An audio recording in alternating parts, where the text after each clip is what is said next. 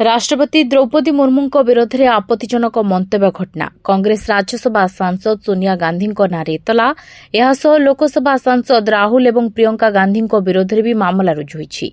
Budget अधिवेशन प्रथम दिवस में संसद में राष्ट्रपति द्रौपदी मुर्मू अभिभाषण पर कांग्रेस नेत्री सोनिया गांधी राष्ट्रपति को पुअर लेडी बोली कहवा सहित तांकर मंतव्य को नहीं राजनीति सरगरम होईछि। फल मामलें सोनिया गांधी विरोध में मुजाफरपुर कोर्ट में मामला रुजु होईछि।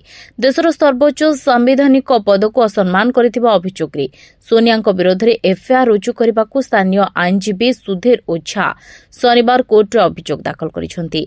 राहुल गांधी और प्रियंका गांधी वद्रा सह अभियुक्त भाव घोषणा करने सह सेमानक विरोध में मध्य आईनगत कार्यानुष्ठान ग्रहण कराजियो बोली ओझा दाबी करिसेंति।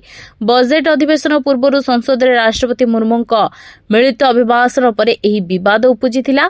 जितेबाला सांबादिक माने सोनिया गांधी को राष्ट्रपति भाषण विषय पचारथिले से कहिथिले शेष बेलकु राष्ट्रपति बहुत थकी जाइथिले, से कहि पार नथिले बिचारी महिला। वीडियो रे राहुल गांधी राष्ट्रपति भाषण को बोरिंग बोली कहतुबा मध्य सुनिबा को मिलुछि एवं एही मत विनिमय समय रे प्रियंका गांधी वद्रा मध्य उपस्थित थिले। ए घटना परे राष्ट्रपति भवन एही मंतव्य को निंदा करबा सह एहाकु ग्रहणीय नुहे बोली कहबा सह राष्ट्रपति मुर्मू भाषण समय थकी नथिबा कहिसंती। राष्ट्रपति भवन पक्षरु जारी विवृत्ति रे कहा जायछि जे राष्ट्रपति पदर मर्यादा क्षुण्ण करुथबा मंतव्य ग्रहणीय नुहे।